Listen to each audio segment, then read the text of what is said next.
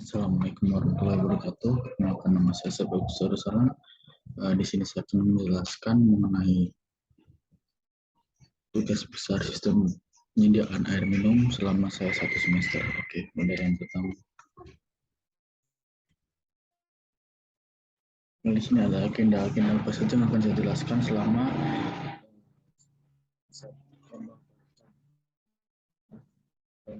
itu ada daerah pendahuluan. Kalau di gambaran umum daerah perencanaan, yang tinggi kriteria perencanaan.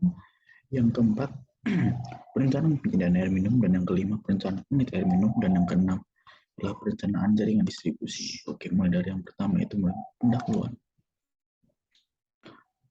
Latar belakang. Sistem penyediaan air minum atau SPAM menurut Undang-Undang Nomor 18 Tahun 2007 tentang penyelenggaraan pengembangan sistem penyediaan air minum merupakan satu kesatuan baik fisik dan non-fisik dari sarana dan prasarana air minum. Penyediaan air minum sendiri berfungsi untuk memenuhi kebutuhan masyarakat terhadap air, sehingga tercipta masyarakat yang sehat, bersih, dan produktif. Pemerintah memiliki program dalam penyediaan air bersih, dengan salah satunya adalah dengan merencanakan pengamanan air minum atau AirPAM. AirPAM merupakan usaha pencegahan, pelindungan, serta pengendalian pasokan air minum bagi masyarakat Indonesia di Kabupaten Pati. Pelayanan air minum perpipaan telah dilayani oleh PDAM dan perpipaan oleh PS PAM yang dikelola oleh masyarakat, baik berasal dari program PAMSIMAS maupun DAK air minum. Capaian air minum pada tahun 2013 di Kabupaten Pati baru mencapai 31,57%, meliputi 52,99% cakupan layanan air minum di perkotaan dan 22,2% di pedesaan. Capaian tersebut masih jauh dari target MDGs sebesar 80% maupun target SDGs sebesar hingga 100%. Data PDAM pada tahun 2014 menyebutkan bahwa PDAM melayani sebanyak 24.000 pelanggan yang tersebar di Kecamatan Pati, Kota Juwana, Cakenan, hingga desa lainnya. Oke, baik. Maksud dari perencanaan tugas sistem perencanaan air minum ini ada tiga poin. Yang pertama adalah penyusunan master plan secara sederhana. Yang kedua, perencanaan instalasi pengelolaan air minum, dan yang ketiga adalah perencanaan sistem distribusi air minum. Lalu tujuan perencanaan seperti apa? Yaitu untuk meningkatkan mutu lingkungan hidup serta mutu kesehatan manusia melalui pengelolaan air baku menjadi air yang layak minum untuk memenuhi kebutuhan manusia. Lalu yang poin selanjutnya itu merencanakan unit pengolahan. Dan poin ketiga, tujuannya ialah membuat masyarakat mendapatkan akses air bersih atau air minum dan memastikan setiap orang yang berada dalam cakupan layanan air bersih yang baik dari segi kuantitas, kualitas, dan kuantitas. Dan poin keempat ialah menghitung POD. Oke, selanjutnya. Gambaran poin kedua itu gambaran umum mengenai daerah perencanaan. Kondisi geografis dan iklim. Oke, Kabupaten Pati mempunyai ketinggian terendah yaitu 1 meter dan tertinggi hingga 1280 meter dan rata-rata 17 meter di atas permukaan air laut. Kabupaten Pati beriklim tropis, memiliki 2 musim, yaitu musim kemarau dan musim hujan, dengan bulan basah umumnya itu lebih banyak daripada bulan kering.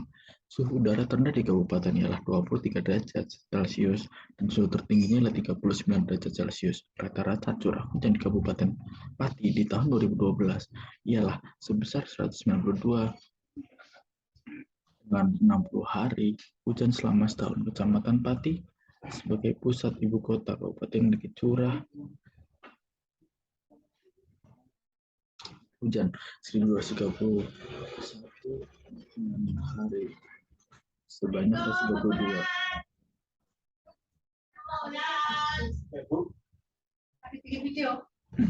Oh, alah ya itu.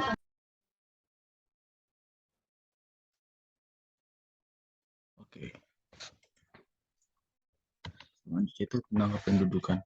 Jumlah penduduk di Kabupaten Pati pada tahun 2019 sebanyak 1.259 jiwa. Jumlah penduduk terbesar di Kecamatan Pati yaitu sebanyak 108.669 jiwa dan terkecil ialah Kecamatan Gunung Bungkal yaitu 36.410 jiwa. Lalu ada poin yang ketiga itu kriteria perencanaan. Kriteria umum.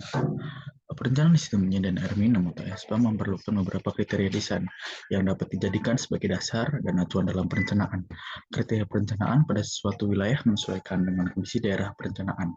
Acuan kriteria desain yang ini digunakan dalam perencanaan ini ialah mengacu terhadap Keputusan Menteri Pekerjaan Umum Nomor 18 Tahun 2007 tentang penyelenggaraan pengembangan sistem penyediaan air minum.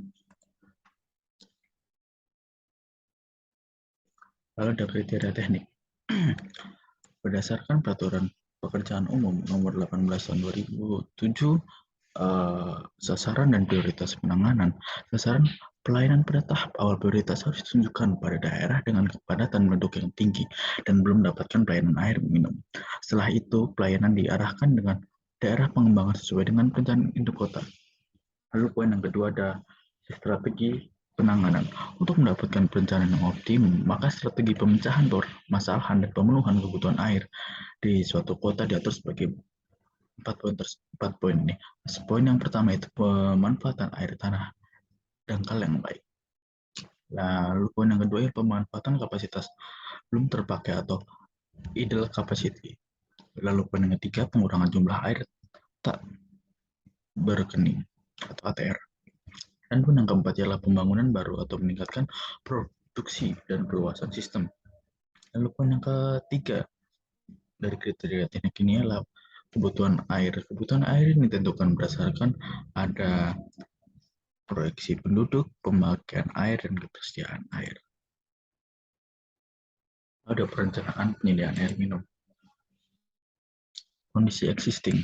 Pada saat ini, jaringan perpipaan yang meliputi jaringan PDAM dan non-PDAM, namun di masa yang akan datang akan dilaksanakan penambahan pembangunan sarana air bersih dan air minum sehingga saluran wilayah perkotaan direncanakan dapat melayani jaringan perpipaan PDAM. Selain itu juga dalam jangka menengah atau program penyediaan pengolahan air baku dengan meningkatkan distribusi air baku khususnya di daerah rawan kekeringan, cakup melayani air minum wilayah perkotaan sebesar 17%. Diharapkan pada akhir tahun perencanaan yaitu 2028, cakupan PN jaringan perpipaan PDAM mencapai target hingga 80%. Permasalahan sistem pengolahan air minum di Kabupaten Pati. Dari yang poin A, penyediaan air minum di Kabupaten Pati belum dapat dioptimalkan disebabkan oleh faktor kesadaran masyarakat di sekitar sumur dalam yang telah diusahakan, tetapi oleh masyarakat sekitar dilarang dioperasikannya. Ini sumur dalam desa Tegal Rejo, Kecamatan Telukubungu. Masalah yang kedua ialah beberapa sumber air lokasi pelayanan Juwana yang telah dibuat berupa deep well tidak mendapatkan izin dari warga untuk dimanfaatkan sebagai PDAM. Lalu poin yang ketiga, perubahan sifat kimiawi air baku di deep well Sani 1, deep well Sani 2, dan deep well Sani 3 yang digunakan untuk melayani pelanggan sering bermasalah terhadap sedimen dan Fe yang terkandung dalam air tanah. Hal ini dapat menurunkan kualitas air dan memperpendek umur pompa karena sering terjadi penyumbatan. Lalu permasalahan yang keempat ialah beberapa deep well dan mata air di sistem pelayanan Sukolilo dan Kayan tidak dapat dioperasikan dengan optimal selama 24 jam. Mengapa? Karena dikarenakan pemanfaatan mata air silung kepatok kain yang harus berbagi dengan petani pada jam puncak sore dan biaya operasional berupa energi listrik untuk pompa yang tidak sebanding dengan pendapatan air. Lalu permasalahan yang kelima pada sistem pelayanan kapasitas pompa ditahan dengan valve untuk menghindari terjadinya kerusakan pipa yang lebih parah. Hal ini dilakukan karena jumlah pelanggan yang jauh berkurang dibandingkan pada awal tahun perencanaan. Dengan demikian, dimungkinkan dapat terjadi potensi kerusakan pompa dan mengurangi umur pompa. Selanjutnya, permasalahan selanjutnya adalah water meter induk atau unit produksi belum terpasang di sumber air pada IKK Puncak Wangi. Dan permasalahan sosial berdasarkan penilaian kualitas air dan secara berkala telah dilakukan menunjukkan bahwa umumnya kualitas air yang didistribusikan dalam unit target kualitas air bersih perseten bakteriologis untuk unit pengolahan IPA Sugiharjo ini belum memenuhi syarat untuk air minum yang dikonsumsi langsung disebabkan oleh zon klor sebagai disinfeksi belum mencakupi. Lalu poin yang selanjutnya adalah di samping hal tersebut di atas adalah ketersediaan air baku dalam jangka panjang. Masih diperlukan langkah-langkah strategis lintas sektoral untuk melindungi perusahaan daerah reservoir air dengan program yang terencana dengan baik. Permasalahan tadi adalah terjadi pengambilan air tanah yang tidak terkendali oleh industri maupun perorangan, dan permasalahan yang terakhir ialah turunnya kapasitas produksi karena faktor alam seperti menurunnya debit, mata air subuh, dan gilaan sungai Sanik di musim kemarau. Di sini ada mengenai zona prioritas dan pengembangan. Zona prioritas adalah zona yang nantinya akan diutamakan membangun sistem air minum ini. Menentukan zona prioritas ini didasarkan beberapa dokumen seperti RT RW, buku putih sanitasi, dan Dispam Kabupaten Pati. Dan ada zona pengembangan. Zona pengembangan adalah zona nantinya akan dilakukan pengembangan air minumnya. Pada dasarnya pemilihan zona pengembangan ini ialah melihat kondisi existing, penyediaan air minum yang sesuai dengan RT RW, tingkat kepadatan penduduk, dan topografi. Untuk zona prioritas ini meliputi wilayah ibu kota Kabupaten Pati, di mana Kota Pati merupakan kecamatan sebagai pusat pemerintahan di Pati, dan zona pengembangan yaitu kota terbesar kedua setelah Pati,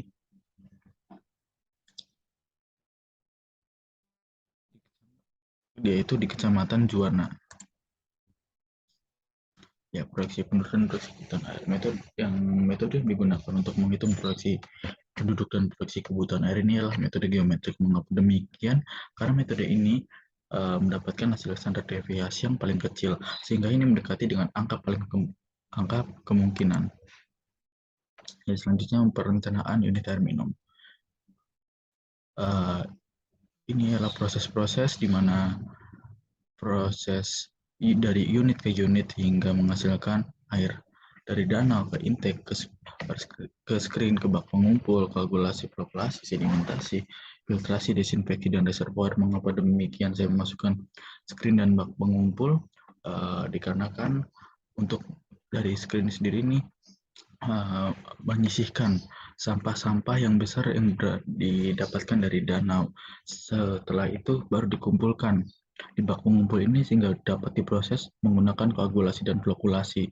Sehabis itu dapat ditampung dengan sedimentasi untuk mengurangi flok-flok yang ada.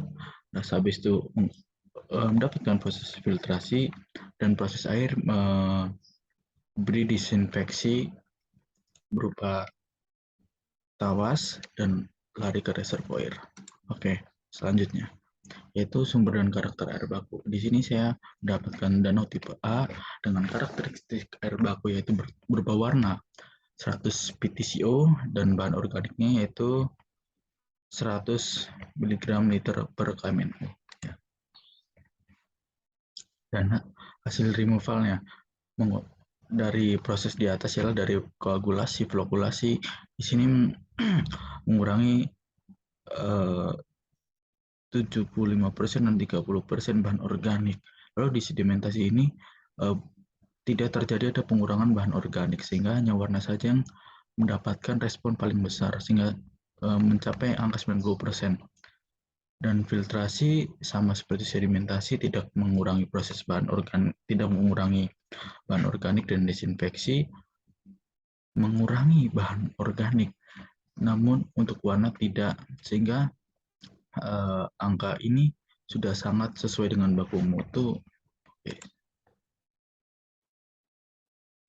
Unit pengolahan dimulai dari bar screen.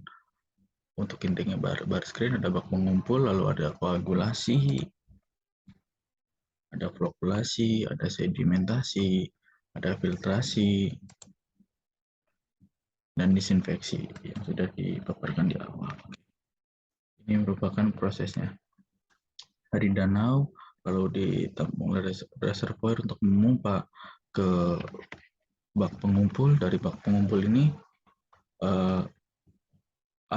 air melaju dan tersaring di sini di grid chamber ini, dan mulai ke proses di mana ada flokkulasi,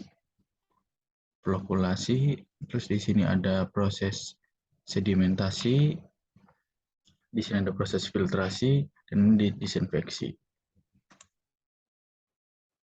Perencanaan jaringan distribusi. Jaringan distribusi merupakan suatu jaringan perpipaan yang mengantarkan air dan instalasi pengolahan air menuju pelanggan atau masyarakat. Pada permacaman ini jaringan distribusi yang digunakan adalah jaringan loop. Mengapa demikian? Pemilihan jaringan distribusi ini atas pertimbangan sifat jaringan dapat membagi air distribusi secara merata di seluruh wilayah penjanaan sehingga mampu mengurangi adanya endapan akibat aliran yang terlalu rendah serta memiliki kemudahan dalam perbaikan tanpa mengganggu area pelanggan yang cukup luas.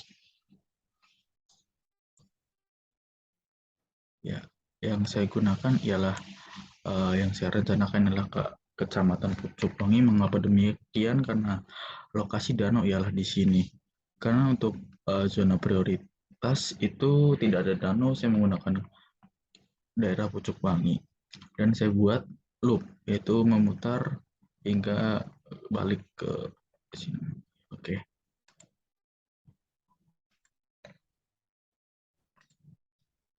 Ya cukup sekian. Terima kasih. Bila ada salah dalam presentasi saya mohon maaf. Bila Assalamualaikum warahmatullahi wabarakatuh.